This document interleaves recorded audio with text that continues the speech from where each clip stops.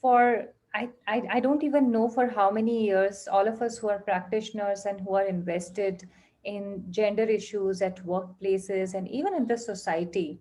Um, Whenever we talk about gender, the conversation has always stayed limited to men and women. And as long as I remember being conscious about it, and between Suruchi and me, and even at Ungender, whenever we talk about it, it has always bothered us that we are not really inclusive and we are not really going beyond binary.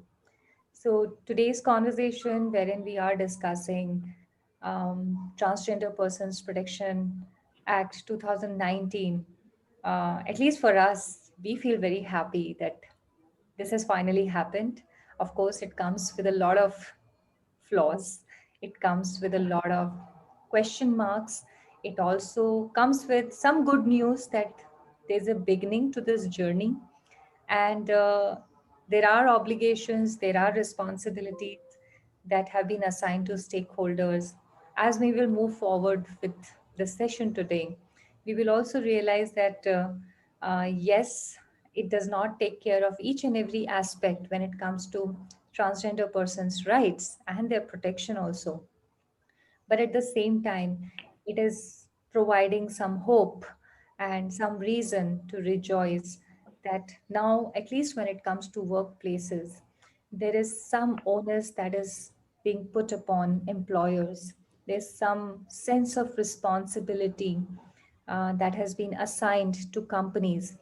And at least this hope that transgenders and them being employees, customers, visitors is something that is going to become part of the conversation in the boardrooms, which was absolutely missing until today or until the time that this law came into picture. And that's the hope with which we want to have this discussion. This is just the first of them.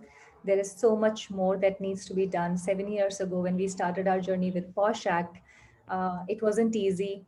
Everyone was trying to understand what are the nuances of POSH Act. Everyone was trying to decode the definitions. Who is it applicable to? Who needs to comply with it? Are there consequences? Who can we report violations to? And then, as all of us walked through that journey, we also kept identifying the lacunas, the gaps, and we kept working on improving them.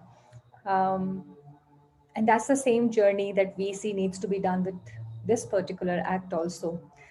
We are committed to it, and today is just the first step officially because now there is a law.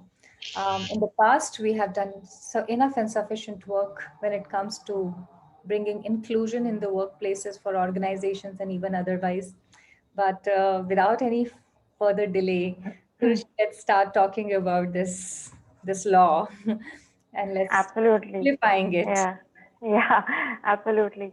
No, so as you said, right, this was a much awaited step, and the seed of it was grown in, was sown in 2014 when the National Authority for Legal Services had filed a PIL in, representing the cause of transgender persons to be recognized and to be given an acknowledgement in society that they've become this socially backward class and they need upliftment.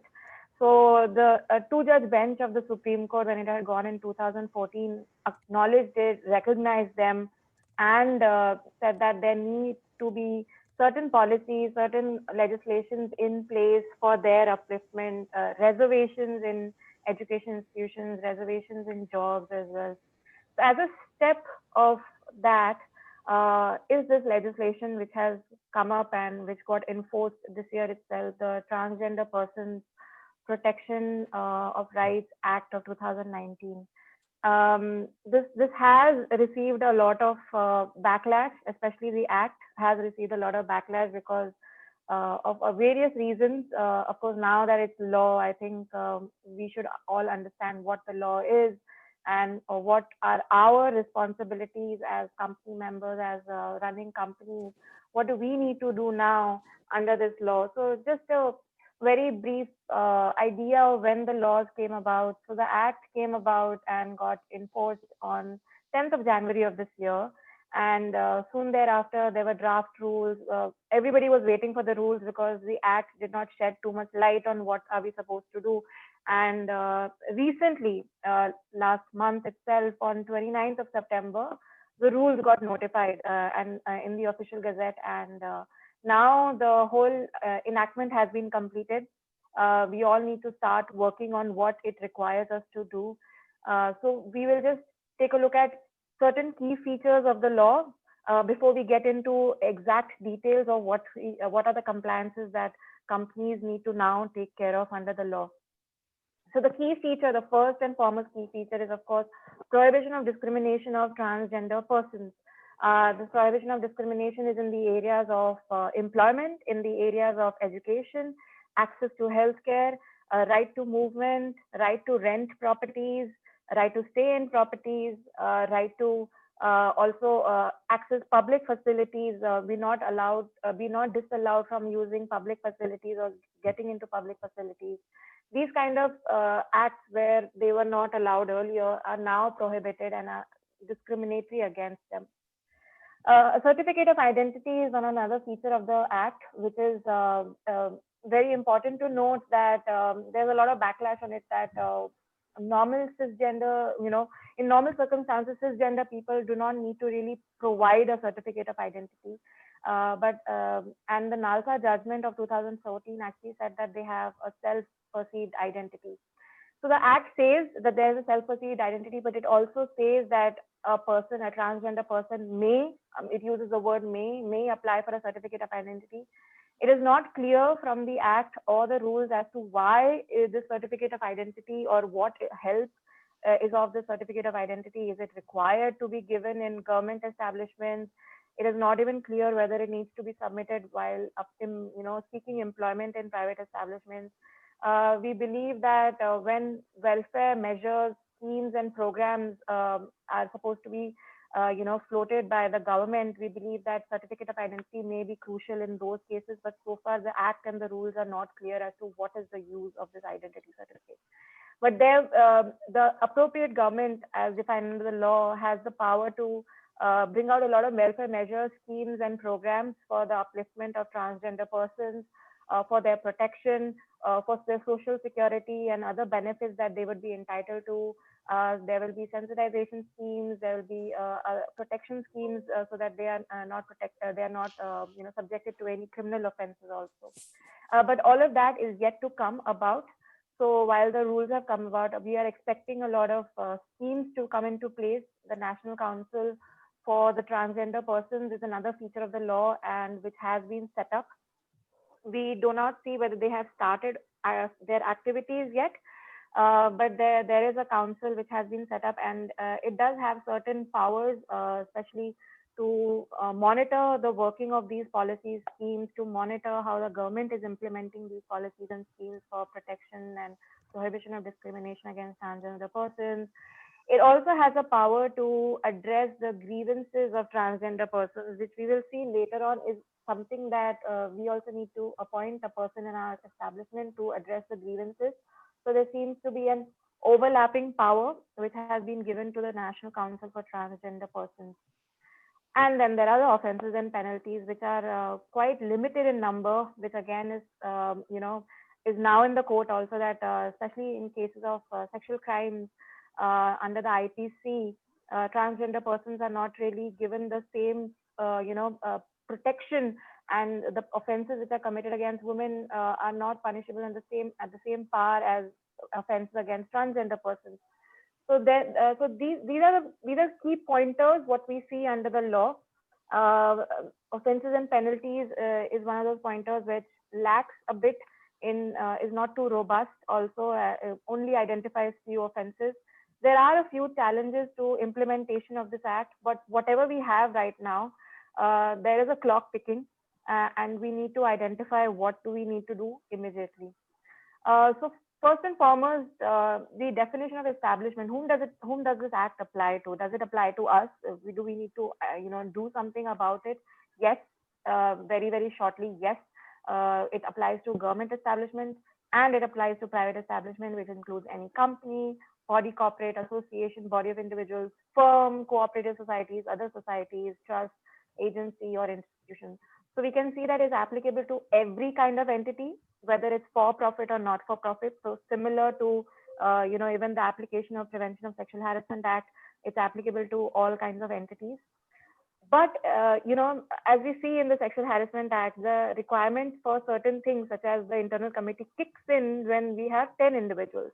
There is no such threshold under this law. So everything that now we will discuss, all the compliances now that we will discuss, anything that needs to be done under the act is applicable for a company, howsoever small or howsoever big it may be. There is no threshold of how many people they need to be under the act. Unlike many other labor laws, also there is no threshold of certain persons earning some money of a certain amount for them to be protected. Everybody, every establishment has to protect its employees, has to put in measures for protection of transgender persons. Sorry, Suruchi, I just wanted to add something here. Yeah, please. So if you're drawing parallel to POSH Act, then POSH Act also is applicable to all the size, industry, location, and everything. Exactly. The only distinction is for the internal committee, you need 10 or more members, right? And that's a myth that exists for so many of the people out there, wherein they think that they only need to be worried about POSH compliance if they have 10 or more members, right? So in this trans TPPR act, they have not even mentioned any such thing similar to what it is there in POSH Act. And at the same time, even for the redressal, there is no employee strength mentioned. So absolutely, the essence of the law is that it doesn't matter how big or small team you are. I mean, especially when it comes to prevention and protection, it's something which is applicable to everybody. Absolutely. And this is where any person who's coming to a household small company, right, and if they identify themselves as a trans person, they are immediately protected. So we cannot even wait for a trans person to join us. And then we put in the compliances and think that, okay, it's similar, like, a lot of people, even in the labor laws, say that we do not have any women employees. Are we still required to set up internal committees? Are we still required to put up maternity benefit policies? You do not wait for a person to join and then to comply. The law says comply, then you comply. It does not distinguish between a certain kind of employees to be there. Then the compliance kicks in. So absolutely correct, Pallavi. And who does it protect, right? I mean, who are these transgender persons? They are defined. Any person who does not identify with the gender that they were born with is a transgender person. And the definition includes a trans man, a trans woman. Persons with intersex variations also are included in this definition of transgender. Gender queer people are included. And there are these socio-cultural identities also, like Kinnar, Hijra, Aravani, Jogta, are all covered under Transgender Persons Act. So all these persons are, protected under the law. They are recognized and are entitled to, not be discriminated on the basis of their identity, and especially in the aspect of sorry, I thought there was an echo. Then if they come and apply for employment, they cannot be discriminated on the fact that they are transgender. Yeah. So these are the people who are protected, and what is the protection that they are guaranteed is something that we saw, that they are also protected in terms of not being discriminated in employment, not being discriminated in education sector, not being discriminated in access to healthcare. The one that concerns us the most is employment, which we are seeing, and what prohibitions are there. Section 9 very briefly says that they're not going to be prohibited in terms of recruitment. So even when they come, it starts from the recruitment stage itself. They cannot be discriminated whenever they come to apply for jobs just on the basis of their gender identity. When they are being, other terms and conditions such as promotions, getting pays, they are going to be remunerated equally at par with their other colleagues. They cannot be put at disadvantage of their gender identity. All the service conditions which are there, which are applicable to other employees of the company, are also applicable to them. They cannot be put at a disadvantage. So this section very briefly talks about, three key pointers on which they are not to be discriminated, but we enumerate a bit in the rules, only slightly, but in the rules they are slightly enumerated. So what do the rules say, right? So the rules point out that there needs to be certain facilities, there need to be certain policies. So the act itself starts off by saying that, the rules itself start off by saying that every establishment shall implement all measures for providing a safe working environment. So there has to be a safe working environment, and that no transgender person is discriminated in any manner relating to employment, but including but not limited to infrastructure adjustments, recruitment, employment benefits, and other related issues. Hmm. So, when we break down this, this very paragraph, what do we see, Pallavi? I mean, it's so clear that provide a safe working environment for them. So, it has to be, of course, this is a constitutional right of every person who goes for a job, they have to be safe and secure in their environment, and give them facilities to work properly. They need to have, the companies already need to start making infrastructure adjustments. The companies already need to start making changes to their recruitment policies. They already need to see the review, they need to review the benefits that they're giving, and need to check whether that benefit that they're giving is gender neutral, either make it completely gender neutral or ensure that transgender persons are included. And when say for instance, if it's a trans woman, right, Yeah. and she is going to be adopting a child, now maternity benefits policy is compulsory in all establishments. You have to give maternity benefits policy anytime an employee joins a company.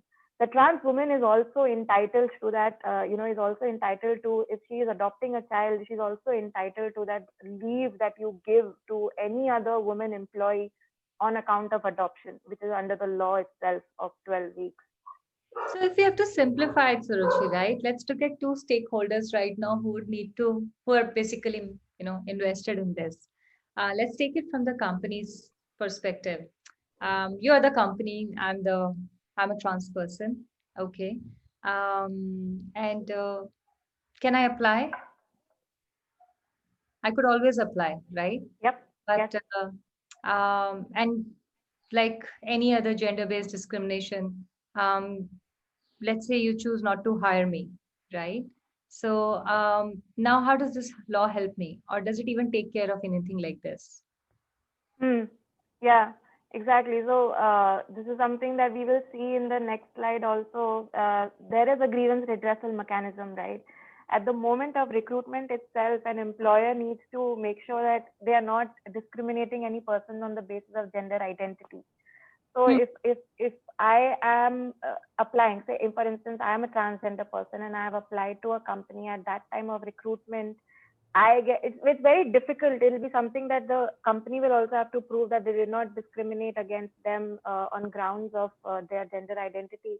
But if I am being, disqualified for that job, or if I have been not selected after even an interview level for that job, I can always be, have that, mechanism to approach a complaints officer in a company and say that, okay, I have been discriminated on the basis of my identity.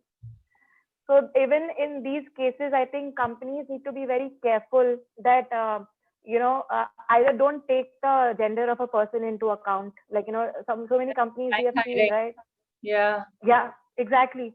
So I think that's the best mode of hiring also, because then you are making sure that you're not discriminating any person on the basis of their gender. Hmm.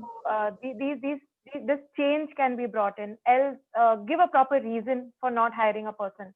So that you are not, in company's case, you're not taken up to task by just saying that, okay, you did not give me a reason. I have, and the other person can say, I have a pretty good reason to believe that you're not recruiting me on the basis of my gender identity. So now we need to be very proper in the manner of even rejections that we give out, and even the job applications, like the job candidature forms that we give out, that gender identity either is not asked, or is there a disclaimer to say that on everybody will be getting an equal opportunity to be whosoever is shortlisted will be getting an equal opportunity to be evaluated or assessed only on basis of their experience and certificates and qualifications instead of any other thing. So a few measures that can be implemented in the companies can be from the beginning itself in job application forms. Yeah, a complete revamp has to be done. Yeah. Right? We are so accustomed to looking at workplaces, let's say till the time we were just thinking about women and their inclusion. We adopted that lens wherein we will look at an organization and whether it is conducive, is the language conducive when it comes to women? Is the infrastructure conducive? I mean, I remember walking into some client or meetings wherein they had to send me to the washroom of a different company altogether on another floor because on their floor they didn't even have a washroom for women, and then they were surprised that why women don't join their team. Having said that, this is how nuanced outlook that needs to be taken for companies now when it comes to trans members also. Yeah. Just pick up the lens and look at each and everything. Of course, we have more detailed conversations planned out in future for how to go step by step becoming trans. You know, how do you become an inclusive organization Inclusive, for exactly. for Yeah. trans members of our community? But yeah, today the first thing is that a person has now the right to apply, which they could have applied earlier also. But if they're not being selected, if they're feeling discrimination during an interview or shortlisting, or even afterwards, any sense of discrimination that they feel based because of their gender, they now, because of this law, they have a right to file a complaint, Yeah. right? And same thing applies to the rest of them feeling comfortable and feeling that they're part of the workplace in terms of the benefits, infrastructure, language, conversations, harassment, bias. All these aspects should not be should be aligned, keeping their comfort and keeping their inclusion in the team. And if it is not the case, then they now have the right to complain. And then this has to come out in the form of equal opportunity policy. Sorry, you were Yeah. going to talk about equal opportunity policy. I'll let you do that. No, that's correct. Uh, while you're providing this environment and you're making these changes, it boils down to in being in writing, right? I mean, how do I prove that I have policies or something like that? So the law mandates now an equal opportunity policy to be published, to be either displayed on the website, and if you do not display it on the website, you have to put it up at a conspicuous place in the premises. This could be in the form of either the entire policy could be up on the website or the link could be there. And if it is on the notice board, you can always say that this is a gender friendly place, or a gender neutral environment, a safe place for all genders, something like this we can say. And please access a policy, our equal opportunity policy from this person, and give the contact details of this person wherever this person can be there. There is no certain format which is there in the act for displaying it if you don't put it up on the website. So this can be played around with the companies, but there's no doubt that an equal opportunity policy now needs to be made. And such policy, in fact, exactly what it needs to contain is all these infrastructure facilities, all these adjustments that now we do, such as gender neutral bathrooms, and there are a lot of places where night shifts are there, or parking lots are there which are not too well lit. So all these things, like their safety needs to be taken into account, because if I see the previous slide, it is a safe working environment for them. So if there are requirements to be put in place for their transportation to and fro from office to home, needs to be put in, especially if there are night shifts in the company. If there are parking lots which are not well lit, that needs to be taken care of. If there is a lack of guards, security guards in the night, that needs to be taken care of. Or these such hygiene products need to be provided in establishments, and any other amenities. This is something that we can inquire, especially intersex persons have various health needs. So if they have specific health needs, every company now needs to inquire from them, do they have specific amenities that they or health needs that they need to have, which needs to be put into the company, so that all these people can discharge their duties effectively and not be, put at a disadvantage that nobody is taking care of their needs and nobody is taking into account that they have specific needs. And also that all the rules and regulations which apply to every other employee apply to them. So their service conditions remain at par with them. As I said earlier, they cannot be put at a, in a disadvantageous positions in service conditions also. And their identity needs to be kept confidential. This is something that is also there in, it's a sensitive data, it's a sensitive information that we receive, it's a personal data that we receive from these employees. In any case, under the IT rules for sensitive data, this confidentiality of gender identity is very, very important.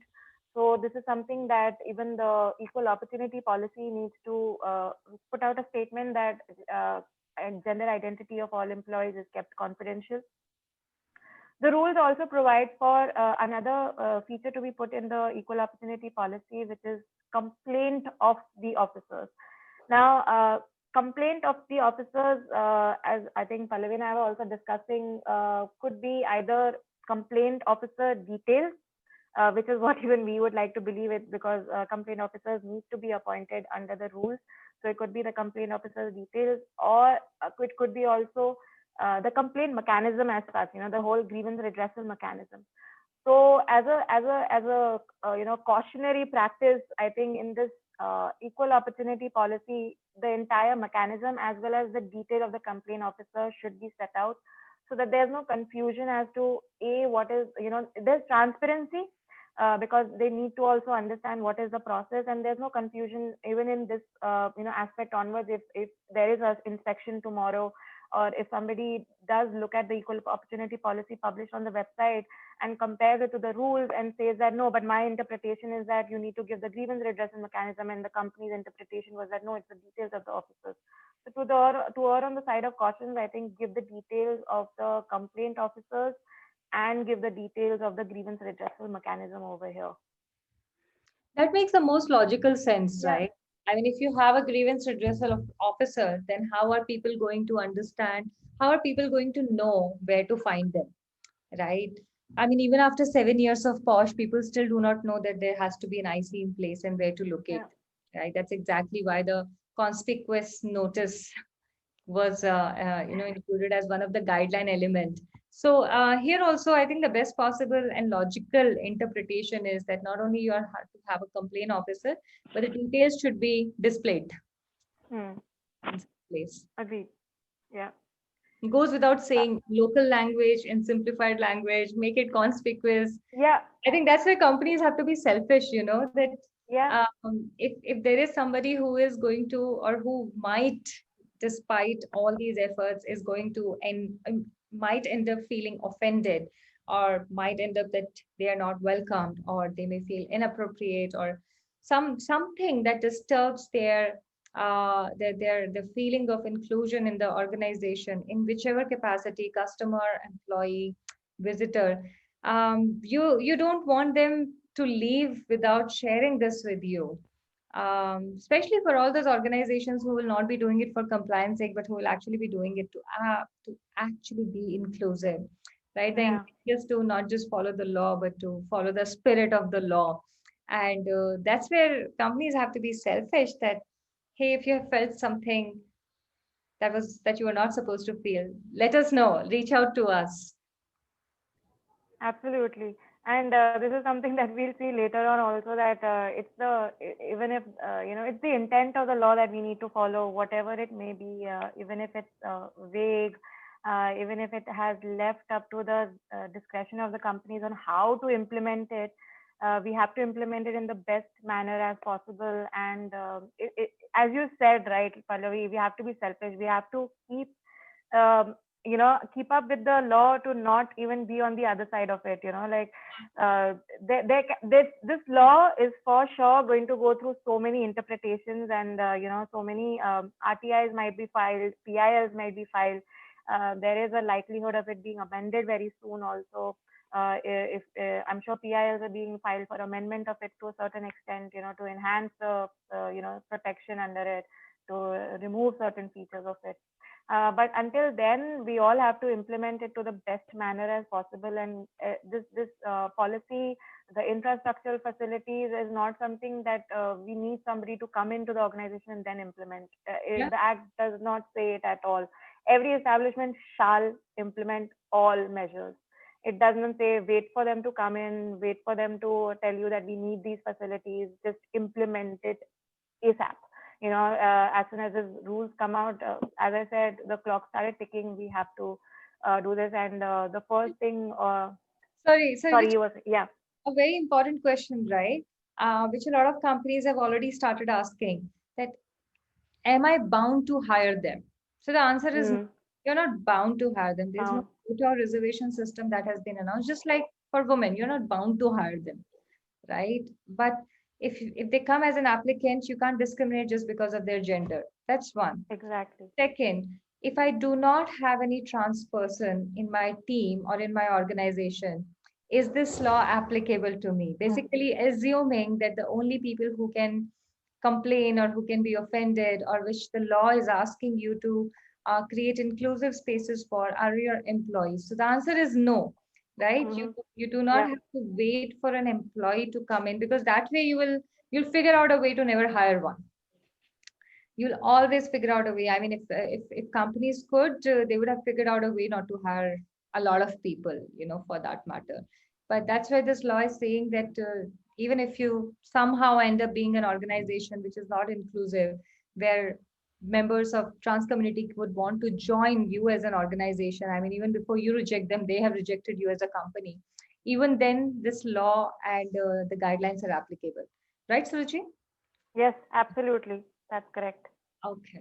I just wanted to state it out very clearly. Yeah. No, I think it needs to be put in bold words, underlined, whatever, italicized, do everything to it to just make people understand that it's Yeah, applicable. it's a deja vu moment, whenever we are studying this law, because people till today believe that if I don't have any women in my team, then posh law is not applicable to me. Exactly. you know. And that's the solution for everybody, that hey, just don't hire women. And if you don't hire women, then there will be no posh complaint because there are no women to complain. And then you don't need to have an internal committee, so on and so forth. So just want to like lay it out there very clearly. Yeah, and it's funny that how people still want to believe that it's only for women, so only women need to be there for them to start the mechanism, whereas the law is clear, right? 10 employees who are covered, whenever you get 10 employees, all of these laws, okay, maternity benefits, 10 Yes. employees, sexual harassment act, 10 employees. So it just says employee. It doesn't say women employees. In fact, I think maybe later on in our sessions, we will also cover this aspect that, earlier the creche facilities, were there in factories when it was under the Factories Act was for 30 or more women workers. But when the Maternity Benefits Act changed, it got 50 employees. So if you have 50 employees, the creche facilities are going to be given. So this is something that companies need to keep up with, that now it's becoming very, like there need to be only a certain number of employees. In fact, that's not even there in the Transgender Act. So clearly we can see that the intent of the law is that, don't discriminate them the moment they step into your premises or the moment they even apply to your premises. So then who, like, what you said, who do we go to if we are discriminated? So this is the grievance redressal mechanism which has been set out under the law. First things first is that, we need to appoint and designate a complaints officer within 30 days from the notification of these rules. The rules came on 29 September. So how many days do companies have basically? 29 till 29 of this month. Great. So 9 more days to go. All right. 9 more days to go. So need to designate a complaints officer under the law. And this complaints officer is basically there to redress these complaints which will come from the transgender person, right? Needs to be redressed within 15 days of the receipt of the complaint. So whenever a complaint comes in, we are understanding that this is a timeline given to redress it within 15 days, but it does not give too much of, it's not too clear all complaints need to be redressed within 15 days of the receipt. So what happens if we, surpass that time limit? If Do we need to cross examine, like similar to process of disciplinary action, or any internal grievance redressal which takes place, there is a perpetrator, there is somebody who's been aggrieved. So there's no investigation process as such which is given under this law as to how much time, like how well it was given under the Sexual Harassment Act. It's not too well given in this law. But it does say that it needs to be redressed within 15 days of receipt of the complaint. It does ask the head of the establishment, promoter, founder, the CEO of a company to take action on that inquiry report, which will be given by the complaints officer within 15 days of that, receiving that inquiry report. And and it gives the power to this head of the establishment to take action where the complaint officers also fails to take action with, as per the timelines given over here. So if the complaints officer fails to redress the complaint within 15 days, fails to submit an inquiry report, the aggrieved over here, the aggrieved transgender person over here can go up to the head of establishment, and then the head of establishment can take appropriate action, if the complaints officer has failed. But we still feel that there are a few issues which has been left upon the establishment. Who is this complaints officer, right? What is the experience, qualification, tenure? Who is this person? Which we have to appoint. So this is something that we've been left upon the companies. What if the timelines are not followed? It goes up to the head of establishment. What action will the head of establishment take? It's not said. What about the old complaints? What is the limitation over here? How old, how backdated can the complaint be? Can I come up with a complaint which was, say, if it happened like a year or two ago, or if it happens now, and can I go a year or two later? It does not clarify anything like that. What is the time? And as I said earlier, also one of the main things under this law is a National Council for Transgender Persons, which also has been given the function of redressal of grievances of transgender persons. So is there a conflict? So it seems like there is an overlapping power over here. If I go to the complaints officer, I can also go to the National Council for Transgender Persons, or I can go to either or, either both or either or. There seems to be like a issue over here. What about appeals against the decisions of the complaints officer?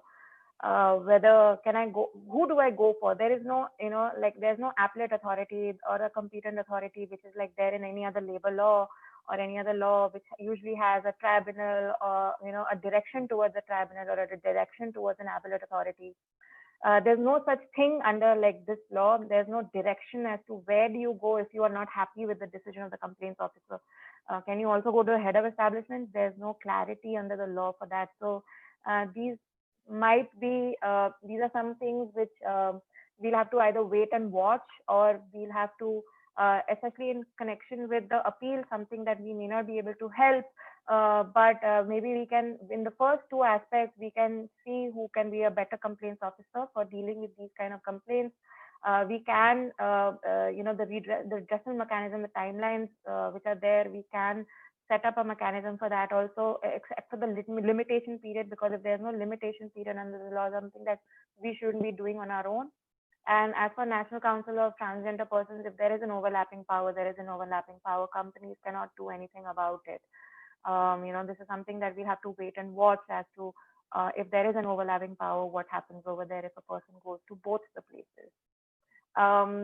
So Pallavi, what are your thoughts on this grievance redressal mechanism? I'm sure this is one thing that we are going to be getting a lot of queries from companies, right, as to who to appoint, what kind of mechanism should we follow, what about they're not happy with that decision. So this is something that I think we'll have to really guide through. And it's a dilemma, right? I mean, when it came to POSH Act, it was easy to write, find a woman who will head the committee, Yeah. right? I wish somebody like that, something like that was here, because you really need somebody to be able to not just trying to understand, but actually understand what it means to be discriminated for their specific gender. And Yeah. I believe that's why, women were such a crucial part of the internal complaints committee there under Posh. Here, how many companies can actually stand up and, say that, okay, we have trans members in our organization? Yeah. If you do, right, then appoint them, right? That will be the best way to go about it. But if you don't, then team of people, entity, individual who is gender neutral, gender empathic, sensitive to understanding the gender nuances, fair, just, unbiased. But I can only find that in an internal committee person, right? Exactly. I mean, like Exactly. Yeah. ingrained that this is how you're supposed to be. This is how you're supposed to Yeah. handle investigations. This is how you're supposed to be neutral. So this is what we have been telling companies also, right? That identify one member from your committee to be that person. The best way to go forward. I mean, yes, there are no procedures given. There are no set of timelines and guidelines given exactly how to go about it. But why not bank on the process which has been set under something that's pretty efficient, right? Hmm. Internal committees process is pretty set, and it should be easy to adopt that till the time further dedicated guidelines come on this, right? Yeah. That's the Agreed. way to go about it. But to be very honest, like we have been discussing internally also, we need clarifications on this. We Yeah. really need the lawmakers to actually come and say that this is how it needs to be done. And can't wait for the day when it will actually say that the complaint officer has to be somebody who Yeah. is who is a trans person themselves, because that's the best way to ensure that there is something or somebody there's somebody at the leadership, there is somebody who is first and foremost going to become part of an organization, and then that will be the beginning for other members to follow. Absolutely. No, I wish absolutely if agree. they would have said that a trans person should be appointed as the complaint officer. You know what it would have done? It would have indirectly said that that at least one member of your organization should be at Yeah. least one. Like, it would have been such a beautiful way to set this. Not a reservation, not a quota, not nothing, but like this person should be a trans person only. बाकी आप देख Yeah. लीजिए आपको hire करना है या नहीं करना है, right? Absolutely. Yeah. That would have been helpful. Yeah, no, but I agree, right? I mean, if there is so much of, for the lack of a better word, and to be only in our favor, if there's so much of flexibility in this process at this point of time due to lack of guidelines or lack of clarity, then might as well, as you said clearly, take an efficient mechanism which has already been set up and, which companies are following at this point of time, which is the POSH Act mechanism over here by making one person of the committee as a complaints officer. Preferably, I think presiding officer should be a very good person for this kind of a job. If no, not any other member, and and take up the same mechanism, because the presiding officer is already, or any other committee member is already used to that mechanism and is trained in that mechanism. Only the timelines will be a little shorter because, as we saw in the previous slides, like it has to be redressed within 15 days. An inquiry report has to be given, and the action has to be taken within 15 days. So this timeline changes, but the mechanism can be the same, like principles of natural justice, having that person address all the issues in a trained manner. So let's summarize, right? Let's summarize and let's see in appointed form, what do we need to do next? As we said, designate first things first, first point on the agenda because the time is ticking by. Designate a complaints officer before October 29th. We have 9 days almost to complete it. As we discussed, there is no criteria for the complaints officer provided under the law who is this person supposed to be. But the best practice would be to designate the presiding officer of the internal committee for sexual harassment complaints or any other member if the presiding officer is too burdened with work, or because that person anyways is a very senior woman employee of the organization. Review your current policies in the companies it has, especially on recruitment. As we said, like make your job applications gender neutral. make your recruitment policies have a statement or to say that nobody will be discriminated on basis of gender. Check your leave policies and allow a person to have leave on, for sex reassignment surgeries, because transgender persons may go through them if they opt to go through them, and they should be allowed leave for such purposes. And as we also discussed, the transgender person definition includes a person with intersex variation as well. Now, these persons generally have more health needs, and they have certain requirements which may lead to complications on medical grounds, health reasons. So allow them leave on those grounds. Adoption leave under the maternity benefits policy, as maternity benefits policy is mandatory, then such adoption leave can include trans employees if we do not have a parental leave or a gender neutral leave policy, such as maternity and paternity at par, that include trans women employees at least, if not trans employees, if there is no parental leave policy. Anti-sexual harassment, because we have to provide them a safe working environment. The best way would be, where we see, is to make all these policies, anti-sexual harassment policies, as gender neutral. And if your policies are only women, and if you're not making them gender neutral, amend the definition of women to include a trans woman, because a trans woman is a part of a transgender person's definition. And a confidentiality policy. But this is not an exhaustive list. Every company now needs to sit down and look at all its policies, or the HR manual, if it's a comprehensive HR manual with everything. And wherever there is a mention of a specific gender, look at it. Please see that there is no exclusion of transgenders from those policies. And, all these persons are, wherever they are entitled to the same service conditions, like recruitment, promotion, any other mechanism which is for specifically for certain genders, like leave, adoption leave, maternity leave, harassment. All of these policies need to be reviewed. Every person needs, every company HR manager or legal counsel needs to sit down with these policies and make them gender neutral as far as possible, if not including them specifically under certain policies.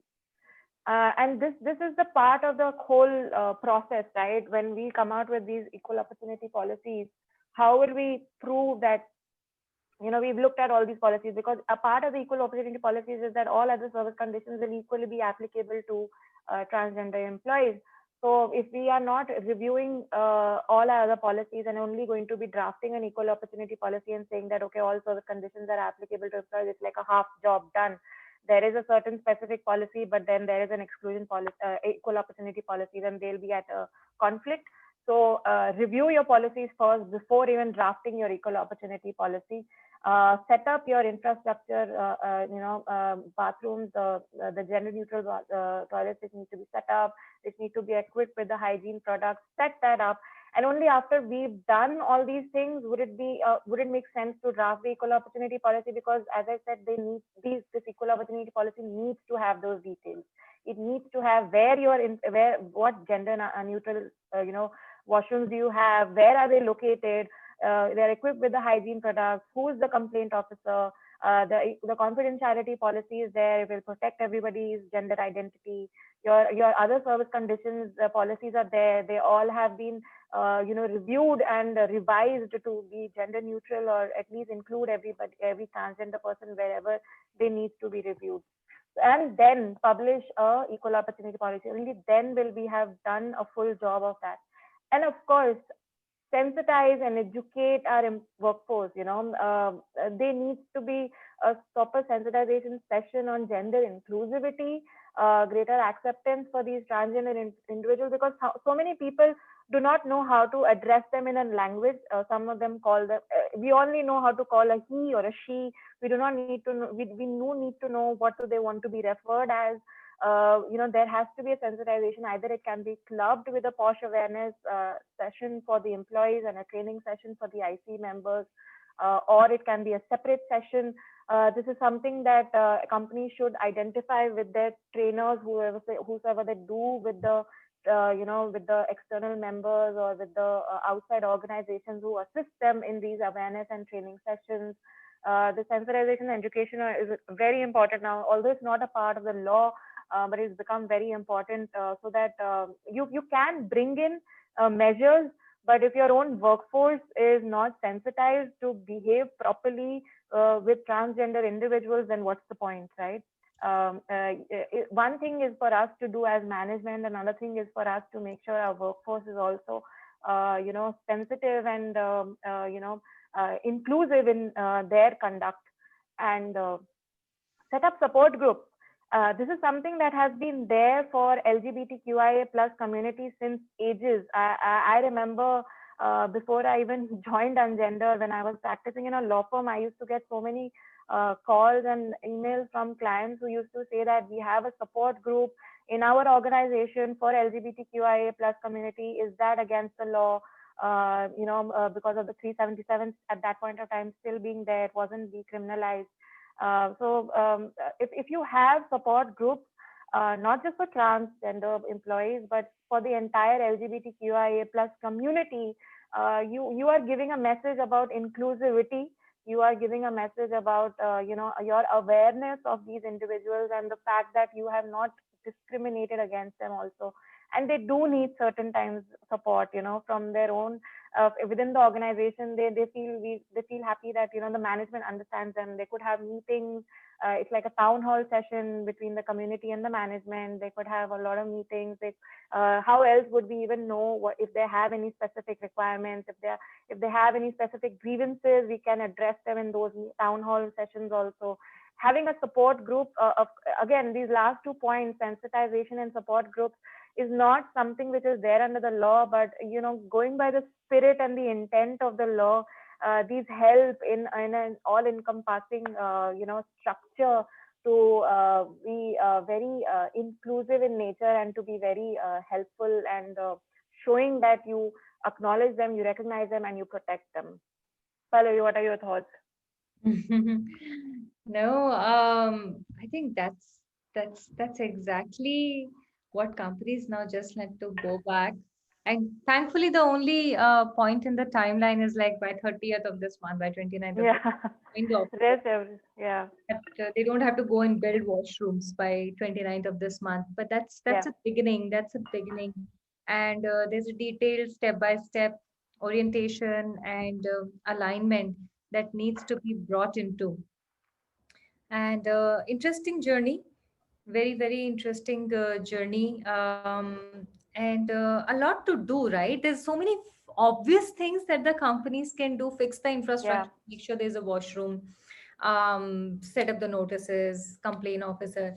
And at the same time, at a cultural level, so many things needs to be shifted. I mean, all the awareness sessions that companies have been investing in for years now, right, have only revolved around women and sensitivity in the workplaces, right? How not to be around women. And whereas they could have invested instead in bringing understanding about different kinds of genders, which they did not do. And that's what gender sensitization sessions are going to mean from now onwards. They are Yeah. not going to be about men trying to understand how it is to work alongside women, but every gender getting to understand what it means to appreciate the differences that each gender spectrum brings. And a complete rehaul of not just companies, Ruchi, but also the service providers, Mhm. right? Gender has lost its meaning and stayed limited to only women. Like whenever we say gender awareness session, it's just about women. So even for service providers, even for partners, even for companies and consultants who are working out there for these trainings, they will also have to like learn the different rules of the game, and they will have to acquire this language. It's almost like train the trainers. So people who Yeah. used to go and train the companies how to be gender sensitive, they themselves have to be sensitive to this. And how many of us have actually acquired the language to accommodate this inclusion? Yeah. We do not have it by nature. So a lots of learning for all of us as well. All Yeah, of us, exactly. No, that's that's only right. two thoughts that I had. Yeah, that's it. Do we have time for questions? Oh, yeah, of course. I just wanted to point out, I mean, the session would be incomplete without pointing on one aspect also. There are very few Oh, no, offenses. let's not tell them. Let us not tell companies. No, we have to tell them that yes, there is no punishment. I mean, if you would come to any person, there is no punishment if we don't So this comply is with a it. But need to know. Until and unless someone asks, I don't think companies should be told this thing that there is no punishment, there is no consequence. It's but there could be. That's what I'm trying to say. See, you not appointing a complaints officer can be a complaint to the National Council of Transgender Persons or even to the court, right? This penalties and offense clause, especially, I believe, is going to go through an overhaul. Already there are petitions lying in the Supreme Court and the High Court for other crimes against them. It's not necessary that this clause will remain the way it is. People have said that, and any company also violating the law doesn't stop anybody from taking them to court. Doesn't stop them to, the National Council for Transgender Persons has already been set up, and that is one of the function is to redress the grievances. So even if we do not comply with the law by not putting up an equal opportunity policy and not having a complaints officer, is a complaint to the National Council itself. So just wanted to close it at that. And yes, let's take questions, to understand what are companies looking at and what are their doubts on this law. So there's a question from Surbhi here. What exactly is the meaning of maintaining gender confidentiality, as there would be many forms or registers that mention gender and is accessible to number of people? Absolutely, Surbhi, but like any other data, right? Every company is required to maintain employee records, which will consist of details related to their personal life, details related to, let's say, even their home address. I know of some organizations where how some other employee or colleague gets to know of their residence address or their permanent address. These are all confidential information. Yes, HR has access to it, but that does not mean that anybody can have access to this information. And while till the time that this particular act came into picture, gender is usually perceived in a very visual sense, right? It's assumed that if someone is a male, then they will look like a male, and if somebody is a female, then they will look like a female. Nobody will have to maintain any kind of confidentiality there. But when it comes to trans people, nobody has to go and declare that, hey, here's one trans person in your team. Nobody has to do it. If they choose to disclose it on their own, that's a different thing. But nobody needs to do that. The same way when we talk about our marital status, it's not written on anybody's face whether somebody is divorced or married, has child or does not have child. I mean, my health insurance records for my company may include hypothetically that I'm a divorcee and I have 3 children, right? And that's what my health coverage is all about. But this information need not be shared with people in the organization. Nobody else needs to know that I'm a single mother. If I choose to disclose it, that's a different thing, but nobody else should be getting to know about it. So that's what it means that confidentiality in terms of somebody disclosing their gender should be maintained. Suruchi, your thoughts? No, that's true. You know, certain documents are accessible, but you'll have to restrict those accesses also, right? When we handle sensitive data, we can only disclose it, and we have to store it as per law. We can only disclose it as per, after the consent of the individual. And even to whom we are disclosing it, after the consent of the individual is disclosed, they are also required to maintain confidentiality obligations. So this is actually as per law itself, the IT rules of sensitive data protection and protection of personal information. That there's a rule over there, the information technology under the Information Technology Act, as well as there is going to be another act, right, the Personal Data Protection Act. So all of these data need to be kept confidentially in the system of the company and not to be disclosed without the consent. Unless until, of course, it's for a government establishment where we will at least have to tell the employees also the data is being disclosed. Any other question, Pallavi? No, I don't see any other question. Question really, but I'd just like to comment on a Times of India article which I read, if I'm not wrong, sometime in 2013. it was on transgenders. And why I remember this article is, and I've saved it, I'm sure I have it in my backup hard disk drive. I wish I'd taken it out and shared it earlier. Was because I used to conduct the code of conduct training in the company I was working in. And one of the slides spoke about discrimination and said we will not discriminate based on race, gender, region, religion, and all those things.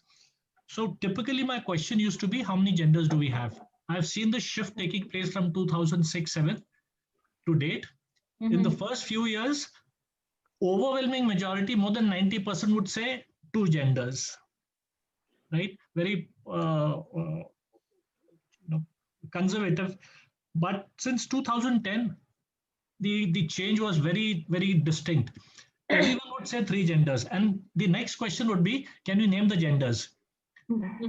So the answer to the first 2 was very prompt, male and female. And then after that used to be, those giggles, look at each other and feel shy and not sure.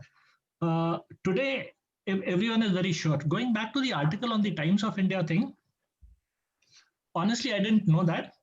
And another related aspect to this is, are we formally taught about all those things anywhere in our educational systems, right? Yeah. So how am I to know anything about what is all about being a transgender? So this article said that the physical characteristics of a male and a female are very clear to everyone. Yeah. Surprisingly, medical science is not clear, is still researching about the physical characteristics of transgenders. This article said, would you believe me? I don't remember the exact number. It said there are few hundred varieties of transgenders. Hundred varieties of transgenders. Some of them very famous sports persons.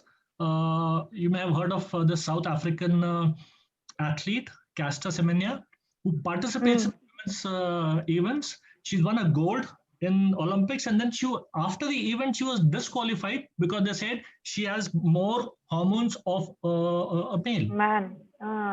Years later, it's gone back again. So, I mean, can science be so naive as not to know what is the gender of a person? Well, that's a fact, right? We have our own Dutee Chand of India, who again was disqualified after winning a bronze in the Asian Games. So I think we need to respect the fact that even a transgender may not exactly know their own, not just the physical identity, but even the emotional part of it. You know, it can be sorry to interrupt, Colonel Supuri. Just as a personal philosophy, really appreciate all this input. Just as a personal philosophy, whenever we are talking about what trans people may know, may not know, at least as part of Ungender's collective philosophy, we stay away from speaking on their behalf. Perhaps this is a very good point, and this is a blind spot for not just all of us.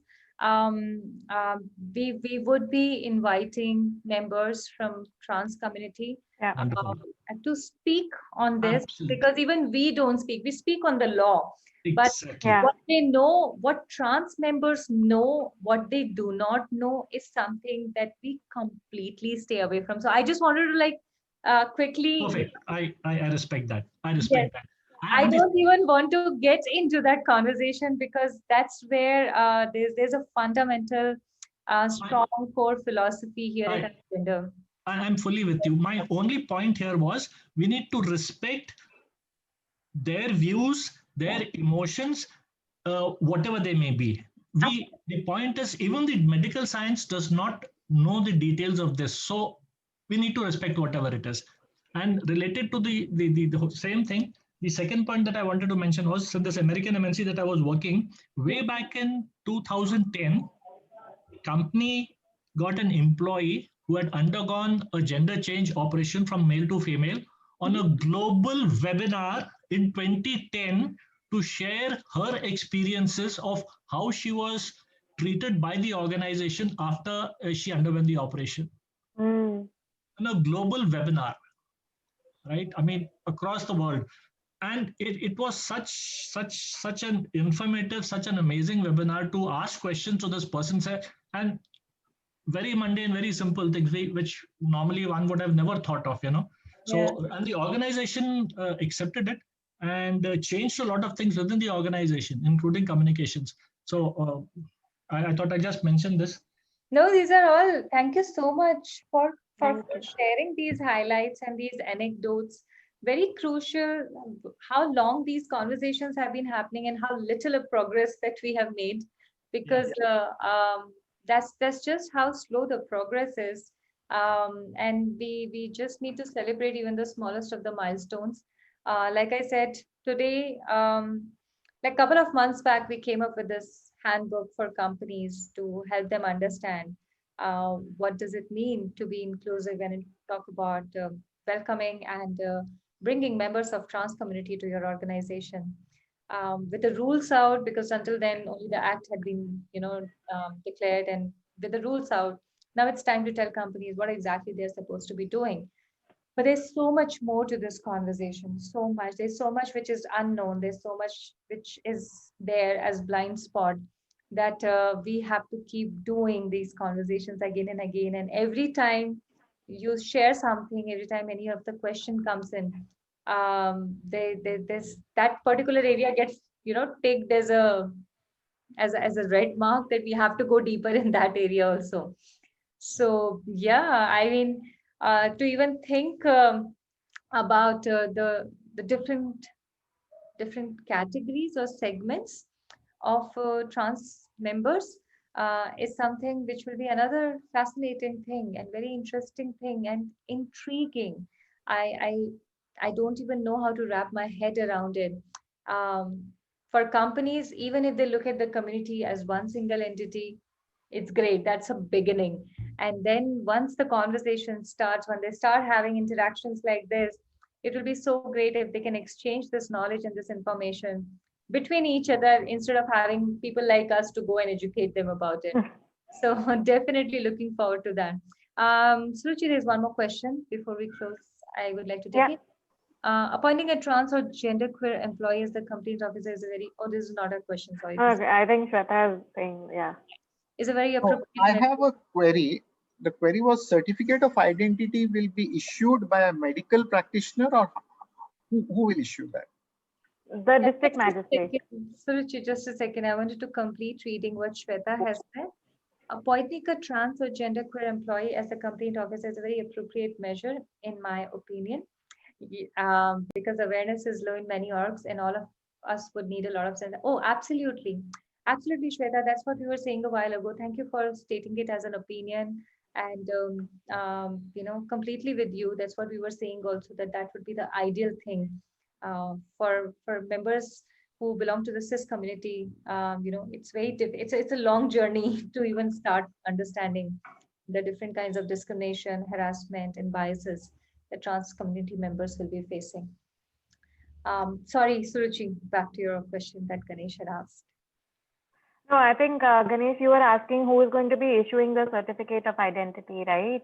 It's the district magistrate. The application is filed by a transgender person to the district magistrate only on basis of their application and an affidavit. Do they need to? They get their identity, the certificate and an identity card, and if they go through sex change, like a sex reassignment surgery, they have to, if they want to apply for a revised certificate, then they give an application along with the certificate from the hospital or the institution where they got the sex reassignment done from, and give it to the district magistrate again. So it's the district magistrate who gives the certificate in both the cases. So I thought reassignment would give them a gender. A reassignment gives them a gender, yeah. Either they become a man or a woman, right? So while they are transgender, when they perceive their identity to be a transgender and they come and apply it, and they can just take that certificate on basis of their application, whatever they are at that point of time. And if they go through a surgery to assign them a gender, then they can apply for that certificate as well, as a trans woman or a trans man. And that certificate is mandatory for employment, or what purpose that certificate, what is the validity of that certificate? We have also been wondering, because nowhere it says the person has to disclose that they are trans in order to ask for an employment. They don't need to carry around that card also, because there are no special benefits or no reservation as such which has been created. So maybe in the long term, there is some purpose for which, let's say, right now we do not even know, the country does not know the in the census. I don't think beyond male or female anybody does the count of the transgender community. Yes, So it does. it The does. census of 2011 for the first time included it. United States till date does not. Right. So, to make sure that there is some way of knowing the people who are out there, individual members from the community which are out there, if there are some, I don't know, maybe some medical benefits, insurance benefits, something. Yeah, that could we- be But social security it's benefits. not needed. Yeah. Nowhere it is mentioned. So right now, nobody knows what purpose it is going to solve, or even if it's mandatory. Even the mandatoriness is not mentioned anywhere in the law. Yeah. Any other question? Probably just to prevent misuse. Hmm. But there are no special provisions. I mean, we misuse when there are some benefits. There are no benefits which are given. It just says that you will be recognized. So, yeah, I think someday when there will be some benefits, special benefits, which will be announced at that point in time, it may come in handy. All right. So with this, we end today's session. We will be doing more conversations around it, picking up more nuanced aspects, how to draft an equal opportunity policy. What does it mean when we talk about drafting one? Definitely, it's not a copy paste of what US equal opportunity policy is. It has to be completely very different, keeping Indian context in mind. How to go about appointing that complaints manager, complaints person, authority, what is the process they should be following, and so many other things that we will be talking about when we say how to make your organization, your company inclusive for transgender persons. So thank you everyone for today. Really Thank you. appreciate all of you joining in. We look forward to all of you joining us again with questions, with opinions, with insights, with anecdotes. With this, have a wonderful evening. Stay safe, stay inclusive. Thank you, everybody. Thank you.